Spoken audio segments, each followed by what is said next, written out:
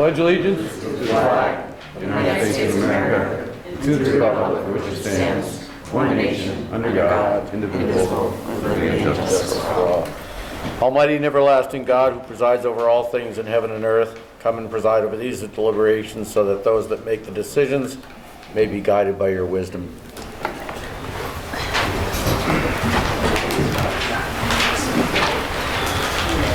I have one quick announcement before we get started.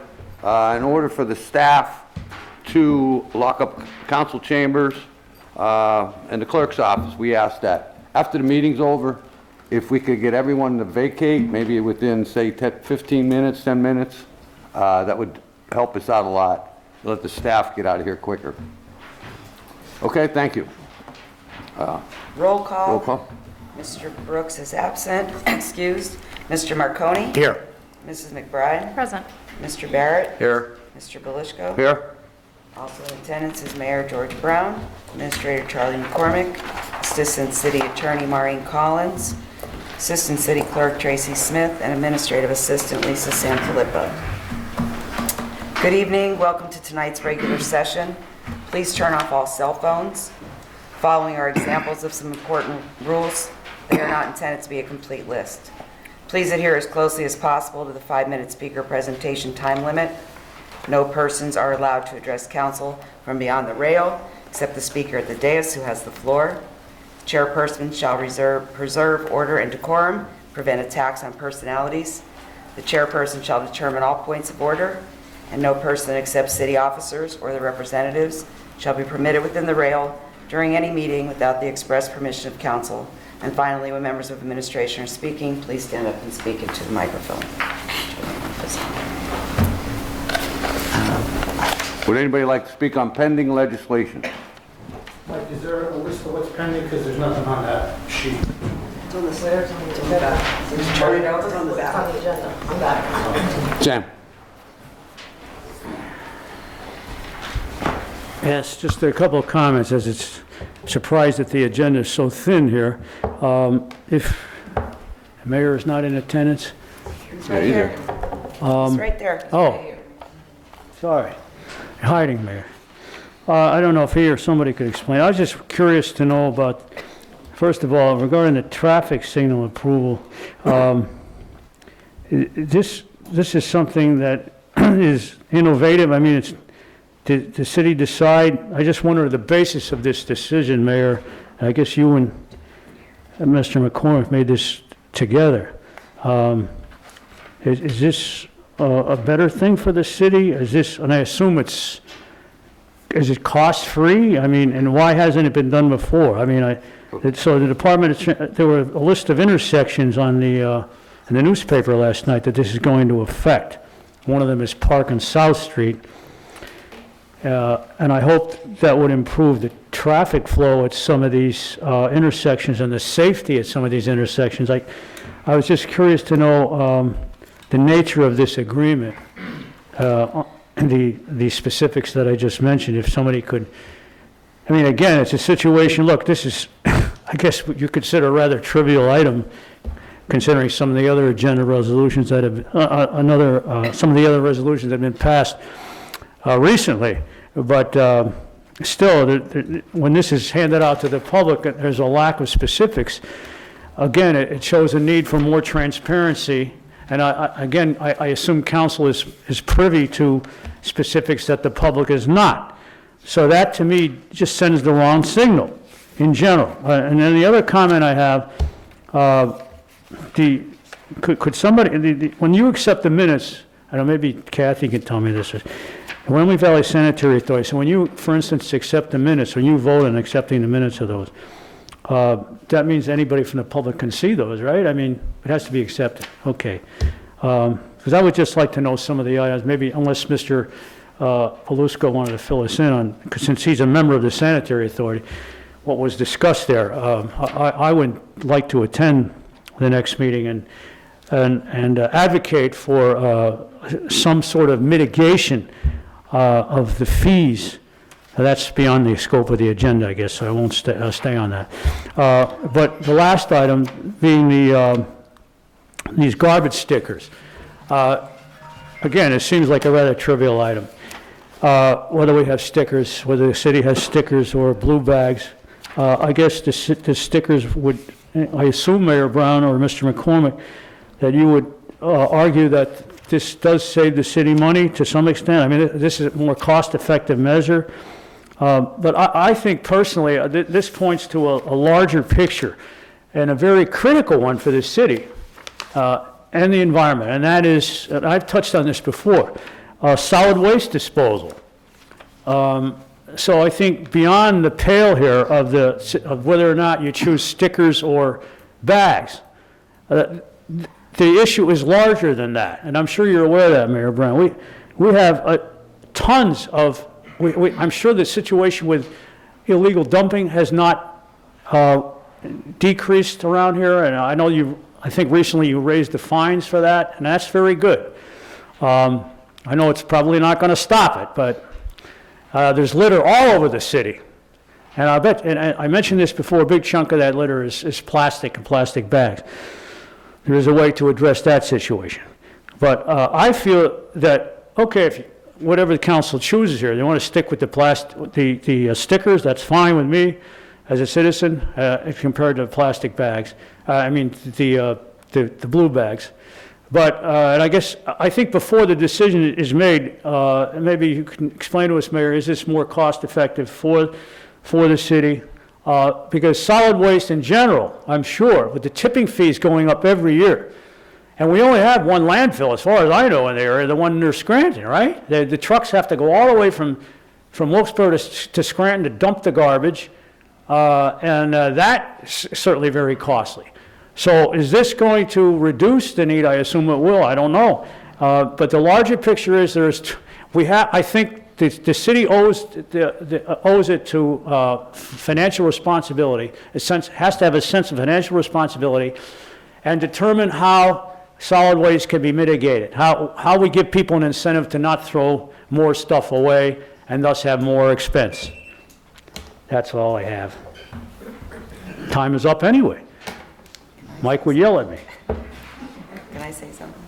Yeah. Mr. Choi, just in case you're looking for the specifics that council gets in their packet, Uh-huh. they are on our website, and you can stop in my They're office on the website? anytime. You can stop in my office anytime, and Tracy or I will give you a copy of everything that council gets, so you'll have the same thing.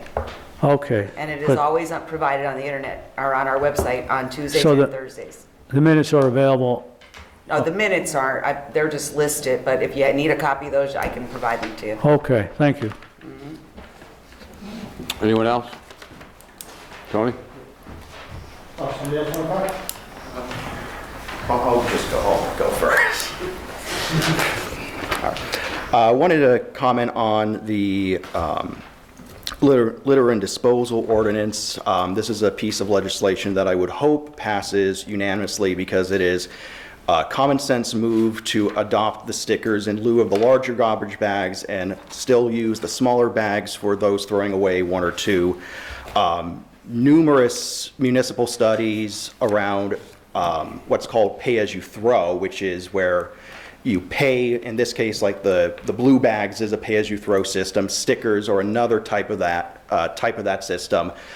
Pay-as-you-throw systems long-term help cities better manage waste, reduces dumping, and it is more cost-effective long-term for a municipality to have a robust pay-as-you-throw system. Numerous municipalities use stickers. Since the temporary adoption of stickers in the city, personally in the North End and the Brookside area, I can attest, anecdotally speaking, that littering and illegal dumping seems to have decreased since the adoption of that because I think it's easier for citizens to use a sticker system. One of my good friends joked that adopting the temporary sticker system was one of the best things to happen to the city in 30 years. So it's a extremely popular program. It helps lower income people of the city because you could purchase simply a $2 sticker to throw away larger pieces of rubbish, and we don't really see people throwing away excess garbage. Maybe they throw a couple little bit, things a little bit more, but It's certainly better than relying on a system where the only option is a blue bag, where you run into situations where you go to your local Turkey Hill, they're sold out of the big ones. So what do? Either you leave that on your porch for God knows how long in the summer, you illegally dump it, or you travel around the city spending your valuable time, your gassed up money, trying to find these bags that have been harder and harder to come by. Adopting stickers is the sensible move, it's the right move, and I think it's the fiscally responsible move for the city. Thank you. Thank you. Bob?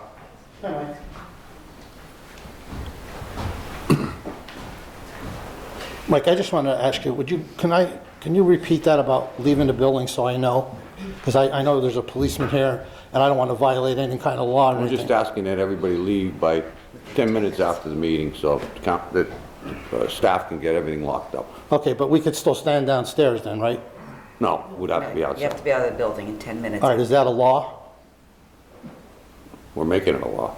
All right, well then, in other words, I'll still be able to video council people leaving here. Sure. In the building. Outside. But other words, is it going to be a law? It's not a law. All right, hold on a second. No, I'm sorry. You want to get thrown out?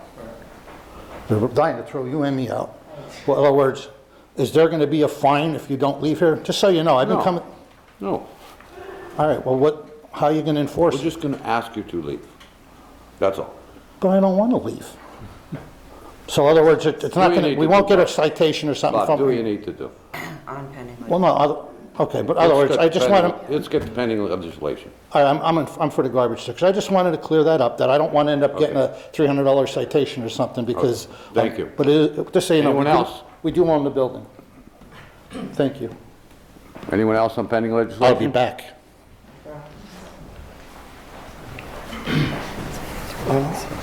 Yeah, hi, Jason Carr, Sailorsburg, Pennsylvania.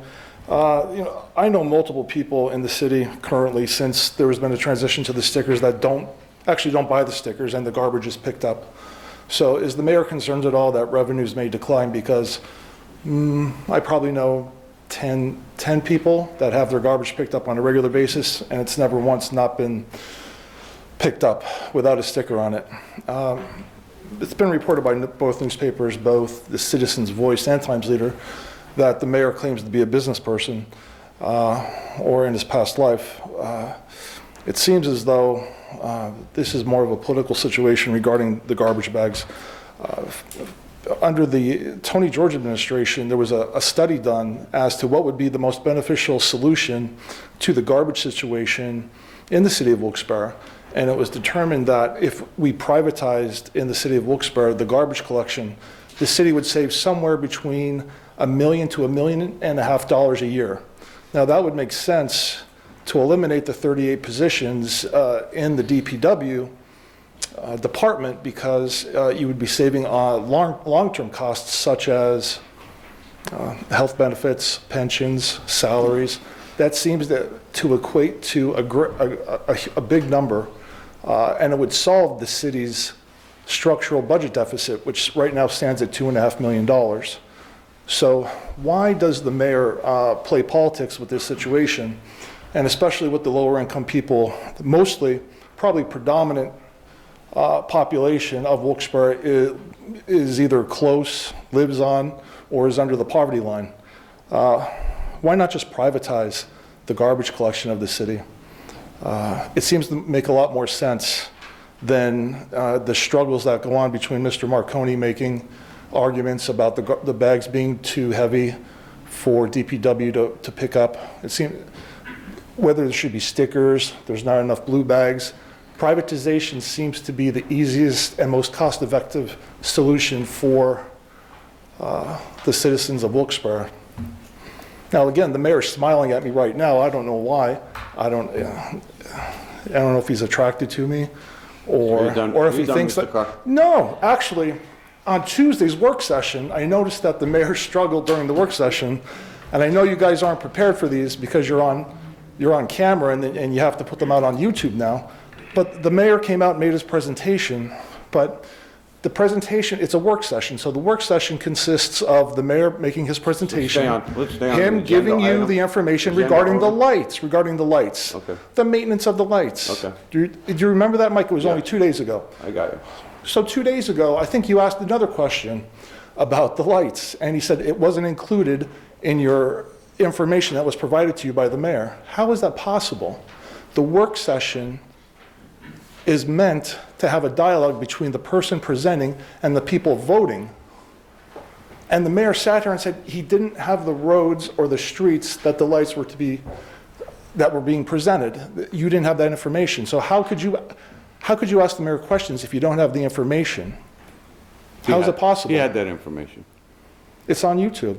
Well, maybe during what you saw. There you go. Okay. Right. It lasted 9 minutes and 48 seconds, the entire work session. It was a short agenda. Short agenda. For a city that has this many problems, what do you think? You think they should be longer? Do you think there should be more on the agenda? Stay on the agenda. I'm on the agenda.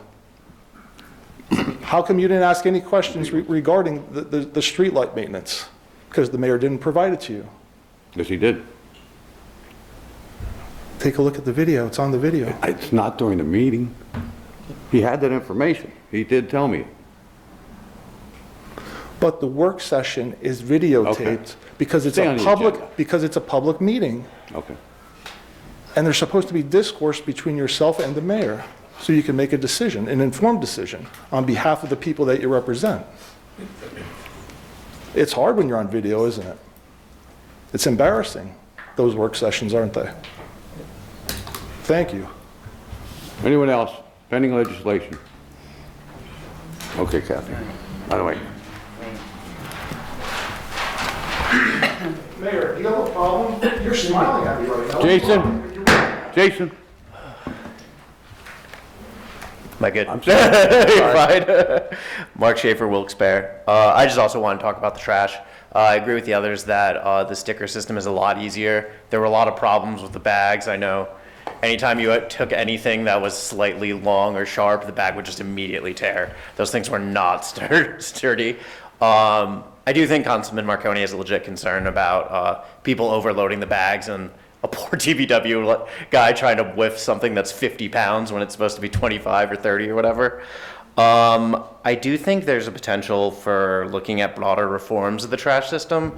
I know this is very much a personal anecdote, but one of my family friends was visiting in town, and he's a trash guy up in Massachusetts, and he works for Waste Management, and we randomly were just driving behind a trash truck, and he saw the guys jumping on and off and picking up the bags, and he saw his eyes like bulge, and he was like, we stopped doing that in 2000. We haven't been jumping on and off the trucks in decades. Like, he's like, we got the trucks with the grabbers in the 2010s. So, like, I agree that the stickers are a lot better than the bag system, but I do think you should look at, because DPW is such a source of injuries, workers' comp, all that, and I think a lot of that is because the trash system we use now is very labor intensive, and there's a very high risk of injury. And just the experience of, like, this guy I know who's been doing garbage for 40 years and told me that we're like decades behind. I understand that if we do any change like that, that would be a massive investment. So obviously you'd have to look at, like, can you use various grant funding to look into what the best way is, and you're not going to just buy a truck tomorrow without looking into it. But I do think that looking at, is this the most efficient way? Are there ways to save labor? Are there ways to avoid risk of injury would be valuable? And it's DPW, guys, so even if you find a way that saves labor, you can maybe, if you get guys off the truck, you can get them sweeping a street, cutting grass in a park. We got plenty of abandoned lots in the city that they're stretched to work on as it is. So I think they could use some labor saving there. On the privatization idea, I just looked it up quick, and in 2018, they only got one bid, Waste Management, funnily enough. JP Mascaro solicited a packet, but never actually submitted a bid. So with privatization, if you only have one offer, it's probably not going to be that great of an offer.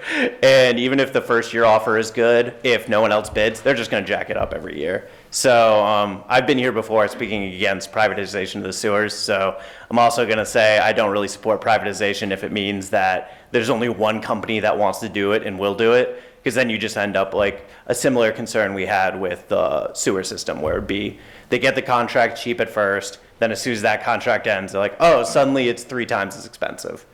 So yeah, that's all I have to say about trash. Thank you. Anyone else? Pending legislation only.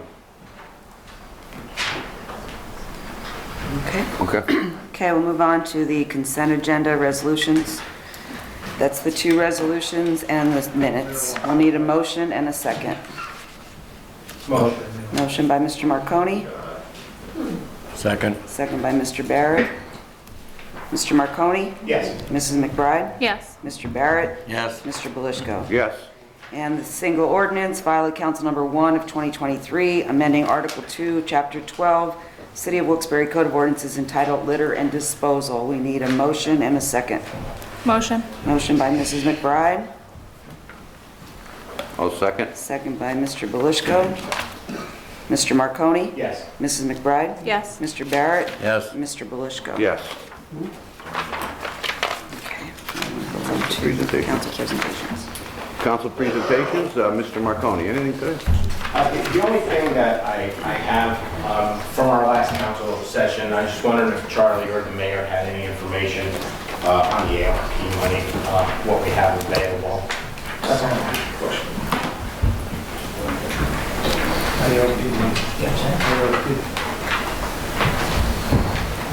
No. John, can you hear me okay? Yes, sir. Yeah, we have, I'm going to give you an estimate balance because we have some things that we're still paying and some allocations. So roughly $18 million. Okay, but I do want to remind everyone that when we do spend the money from American Rescue Plan, everything in excess of $20,000 has to get council's approval. So we need at least the majority vote on council. So I don't have the ability to spend monies other than less than $20,000. Okay? Thank you. Thanks, man. That's all I have. Councilwoman McBride, anything today? Yeah, 2 things. First, I just want to thank the mayor for implementing the sticker program. It's something that, I've been advocating for, a couple of years now. So I'm happy to see that it's finally being done. And I think that in the long term, it is going to be beneficial for the city, not only for supply chain reasons, but also just in terms of residents being able to get rid of their trash a little bit easier. So thank you for that. Secondly, thank you for your help in ensuring that South Street is finally getting paved. But I have another one for you. Jackson Street, when the weather breaks, it's not the result of utility companies, it's just in rough shape. So add it to the list, please. That's all I have. Thank you. Councilman Barrett, anything? It's always nice to listen to good suggestions and recommendations that come from people that come before us. The recent discussion by Mr. Schaefer about automated trash pickup, I know we've talked about that before. We know what that's all about. And I know that the answers that I received on that is it works better in certain areas than it does others. When you're in a dense urban area, it's difficult to get the truck close to the trash containers that are automated as well to pick up. So I know we had talked about that before with Mr. Fraudy for quite some time, but it is something that maybe someday we could make work. But I know that in a dense urban area, it's kind of hard to get the trash bags out close enough to the trucks. But our guys do a fantastic job. Our DPW workers do a wonderful job. I don't know how they do what they do with what they do have, so I'm certainly we owe them our gratitude for doing that, picking up the trash, the recycling, and everything else that they do. In addition to that, it's an amazing job that they do, and I know that it is difficult work, John. I know some of these bags, I see them struggle with some of them, but hopefully if somebody is putting out trash bags without the appropriate stickers, I'm sure that there are ways of taking care of that as well. Maybe they can be a little bit more aware of that. Just watch for that. I'm sure if you're picking up hundreds of those or thousands of them a day, it's very easy to miss one or two that may not have a sticker on. But by and large, I think they do a fantastic job. So my thanks to all of them. Thank you. I agree. Thank you, Will. Moving on to public discussion. Angel Mathis.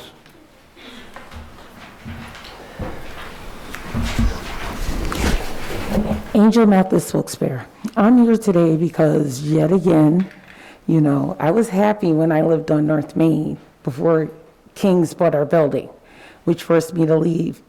And at that point, I realized that, you know, rents were high, considering that I lived there for 13 years before I moved. And since then, I've moved twice. And all the while, I had a housing voucher.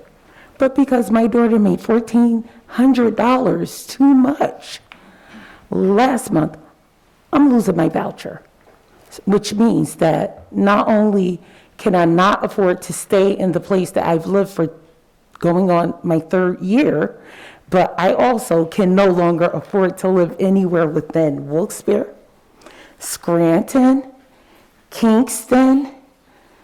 The closest I think I can afford a 3-bedroom at $850 with no utilities included is Sawyersville. And my issue is this. I know, you know, property ownership is encouraged everywhere. But the problem that I have is we have a lot of out-of-state landlords that come here, and I'm not going to say it's New York, it's New Jersey, it's California, but however, whatever formula they are using to drive our rents up, it's coming to the point where no one can afford to live here anymore as a renter. You know, and then, like I was talking to my landlord specifically, who told me, oh, you know what, the thing about it is, you have a good apartment. I have a crappy apartment. It's trash everywhere. Literally everywhere. There's not a day that trash is not all over the ground, the street. It's like, it's like, you know, I lived in Jersey. I'm originally from New Jersey. I'm originally from Newark. I have not ever seen so much trash since I moved on South Franklin Street. But my issue is this. We need rent control. Because when I moved from North Main to Beaumont, the rent that I was paying with all utilities included on North Main was $100 less than when I lived on Beaumont. When I moved from Beaumont to South Franklin, my landlord complained to me when I told him to work with me on the rent, because he told me, well, when you moved in, my rent was $1,100. I reduced it to $908 so you could live here. So what I'm gonna do when you lose your voucher, I'm not gonna work with you on the rent. I'm just not gonna raise it. So, and then, you know, I'm going through this thing with the housing program I'm in, and they're like, well, Angel, we just can't help you. We know your wages will qualify had you been able to do your recertification in March. But because you did it in February and your daughter got paid in January for December wages, I'm sorry, you're just out. So my issue is this. You guys need to get it together. We need rent control here, because what happens is the homeless rate has already increased. And I got that specifically from a reliable source that does a homelessness report, where the homelessness has increased. And at the end of this year, the homelessness, and I'm not talking about the chronically homeless or the ones that you chronically see on the streets. I'm talking about families. It's only going to increase. And when you have so many people who are priced out of the homes that they rent, and then half of the homes that they rent are very unsafe, you know, where does it leave the city? I know where it's going to leave me. Give me 6 months, I may be homeless. Thank you. Thank you, Ann. Any comments? Jason Clark? Can I speak later? No. No, oh, okay. Jason Clark, Sailorsburg, Pennsylvania. Since we put the mayor on live on Facebook, he's stopped smiling at me. But I remember rent control was on the agenda as Beth Gilbert was becoming the chairman or chairwoman of the council last year, at the beginning of 2022. It wasn't spoken about once.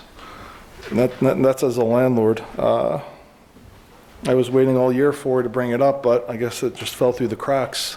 I don't know how many original pieces of legislation came out of this council last year. I think there were 2 or 3.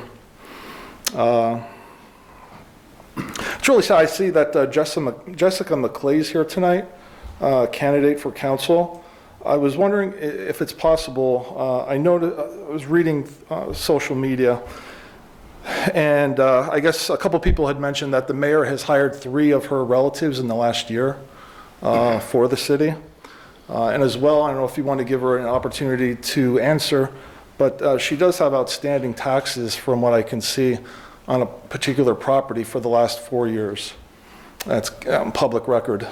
So I was wondering if she could explain to the community what that's all about. As well, I think Mr. Bosco, you had outstanding taxes as well. If you could please inform us if you've paid those delinquent taxes. I just think overall the city's in a sad situation. There was multiple budget sessions, and the mayor said he reduced spending by $1 million, but no one asked him the question, where was it saved? The city's very dangerous. I think that bringing national exposure to the city's problems on the weekend really doesn't help the people in the city of Wilkes-Barre, or the people that you need to actually come to the city to spend money. Those on the outlying areas such as Dallas, Mountaintop, the people that actually have money, really scares them away. Mr. Barrett had brought up at the work session that people are being attacked as they come into downtown City Square. And the funny thing was, 2 weeks ago, I decided to get coffee on the square at Dunkin' Donuts, and 3 different people came up to me, handing me all different items regarding Jesus, God's gonna save me, and it was unnerving. I put myself in the situation of, if that was my mom, really wouldn't want to see that happen to her. And it's unsettling, and I know the mayor has a certain agenda. He wants to be reelected, and he wants all these people to run loose, but someone has to get control of the city. I think, I'm all over the place tonight, but I think I just heard Angel say she has a voucher. I think possibly she's talking about people on Section 8. Just to give you an update, the girl on Section 8 who I had brought up, if you're on Section 8 or not, doesn't matter. The girl who was on Section 8, who the mayor tried to allow to stay in her house with no heat, a government program, some government entity in the city of Wilkes-Barre actually paid her a $4,500 gas bill. Wasn't that nice?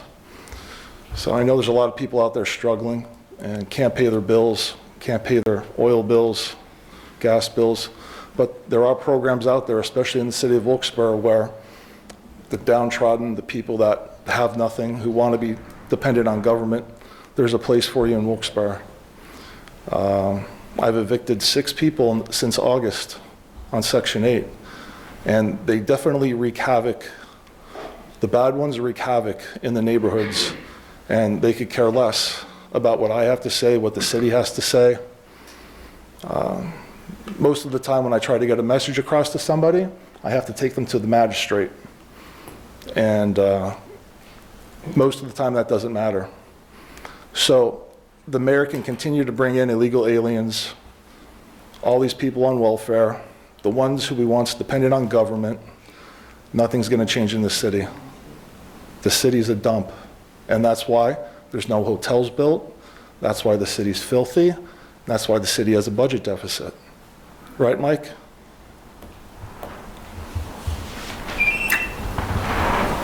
What do we want? Bob Kotobowski?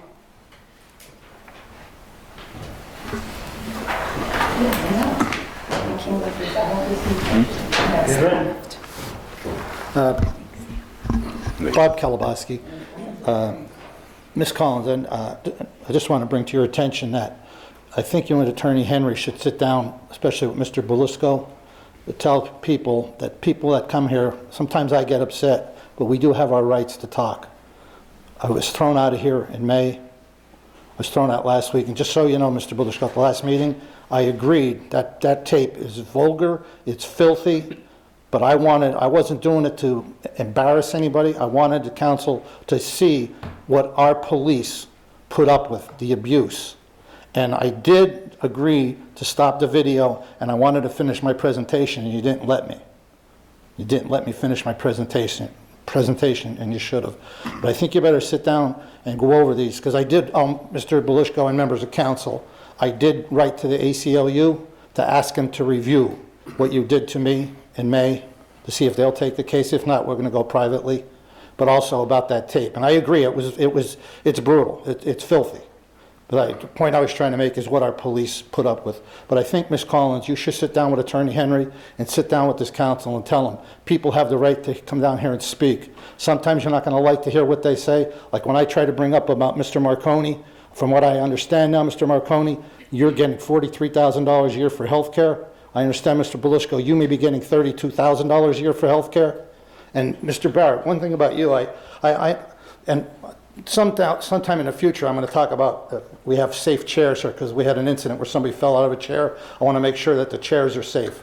But when you just brought up, here, I almost fell out of my chair. When you said it's nice when people come down here and speak about the garbage, why don't you tell everybody here and everybody that's listening, when I came down here and told you what was going on with the towing, I brought the proof, you and the other council people, and what did you do? Nothing. When I brought to you about Jerry DeSoy's speakeasy serving alcohol and having beer parties over the police station, what did you do? And the problem is, you're a former law enforcement officer. You should have did something. You did nothing. Nothing at all. I almost fell out of my chair when you said that. And just so you understand, when I'm talking to you people, it's nothing personal. It's the issues, like about Kathy getting a $20,000 a year raise. It's not personal. It's my opinion as a taxpayer. I mean, we have people here, a lady here can't afford her rent, but yet we give a $20,000 raise out. This stuff isn't personal. This is what's destroying the city. And this is what's destroyed it in the past and to destroy it in the future. And I did put the open records request in, and guess what? It's going to be 30 days. Well, we'll give them 30 days. I want to be able to come in here and show everybody how councilmen count that part-time service, and they get better pensions than somebody that worked here 38 or 39 years. It's ridiculous, and you know it is. That the whole thing is ridiculous. And like I say, it's nothing personal, nothing. It's the issues. And Mike, when you throw me out of here, you're violating my rights, especially in May, clear-cut violation. And all I was trying to do was warn you that I had my rights, and you went, warn me? Well, I'll warn you, get out. Violated my rights. And remember, I warned Tom Layton and the rest of that nitwit Vinsko who caused us to get sued on that ordinance, the implied knowledge. I came here and warned you about that. And what did you do? The council people that were here, they let it go through, and I think the city paid out, oh geez, how much was it? A couple $100,000 when the ACLU come in and sued? And I know I get upset when I come down here, but I'm upset as a lot of people are. If it's true, are you getting $43,000 a year for health care, Mr. Marconi? Mr. Belushko, are you getting $32,000 for health care? I ask the questions and you just don't answer. But that's what's dragging the city down. And another thing I'm going to put in, open records request in, is the mayor. I believe the mayor is doing a good job. He's doing the best he could. But what you people don't realize, I believe we're well over $200 million in debt. But yet we're going to take health care. You're going to take health care. You give her a $20,000 a year raise. We can't afford this stuff. It's absolutely ridiculous. Ridiculous. And then you just won't answer me. Even when I come down here, I try to be on my best behavior. And I get upset because it just gnaws at me knowing what it takes for me to go out and blast to make money. To make money. Got to drive all to Philadelphia, to Lewisburg, the Poconos, Berwick, everywhere. Canadensis, Matamoros. And you people are getting that kind of $43,000 a year, Mr. Marconi, for health care? And you sit there like a dunce on the log and you won't even answer me? It's just, it's not fair, but, can I get an answer? Bob, your time's up. Okay, Thank you. could I get an answer? Hang on. 1 second, Bob. I did look into my healthcare. Okay. $29,180 is the cost. Well, guess what? It's $29,000 too much. I pay $91.67 every pay. So I did look into it. Like I said, it's $29,180. Mike, how much is yours? I have no clue.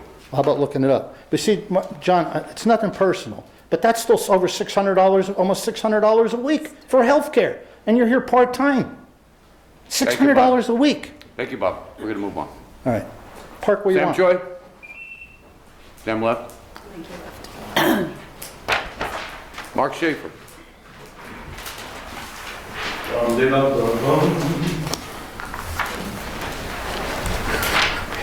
I don't know what I did to get that announcement, but Mark Schaefer, Wilkes-Barre. Just sort of following up on what Ms. Mathis was talking about with housing, I totally agree that housing prices and rent are totally out of control in the city. I have a friend who's been looking to buy a house for a year and a half now, and it's the same friend Tony referenced earlier who was very happy about stickers. And when we want to get him mad, we just take pictures of Zillow and send him what houses are going for now. Housing is becoming totally unaffordable in the city. I know my rent went up $200 last year, and my landlord hasn't made any significant changes. Nothing improved. I can charge 200 more and I'll charge 200 more. I mean, I should say he was nice and he worked with me on it and we negotiated on it, but that's just what's happening with housing. In my day job, I research housing prices, and Wilkes-Barre used to be, and Luzerne County in general, our big attraction to people used to be we have highly affordable cost of living, but housing is getting absolutely out of control. So that's slowly eating away, and there's a serious concern that that'll really hurt our economic competitiveness if people can't even afford to live here. One thing I've been looking into recently is different ways that people have been using the ARP money and other funding sources. There are counties. I should applaud the mayor for starting the land bank, because that'll be a huge help, because that helps get the properties that are there back on the market, and more properties on the market will help drop prices.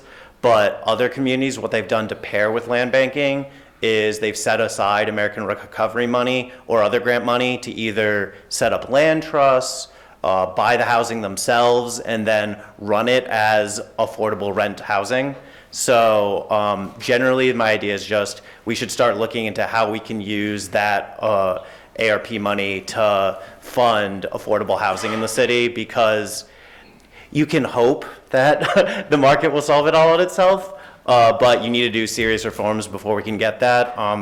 I've been nerding out on our zoning map, and a lot of the city won't allow duplexes or threeplex apartments. We need more opportunities to build housing in the city, whether that's the city using ARP money or just making it easier for more apartments to be built, because there's not enough in the city and it's really driving up rents. So I do think that whether it's in affordable housing, in the recovery money, or it's reforming our zoning code, we really need to look at how we can get more housing in the city, because it's getting very expensive. Thank you. Thank you. Anything more, council? Motion to adjourn? Well, here we made some progress, taxpayers. Mr. Marconi has admitted $29,000 a year to health care. That's a $6 policy.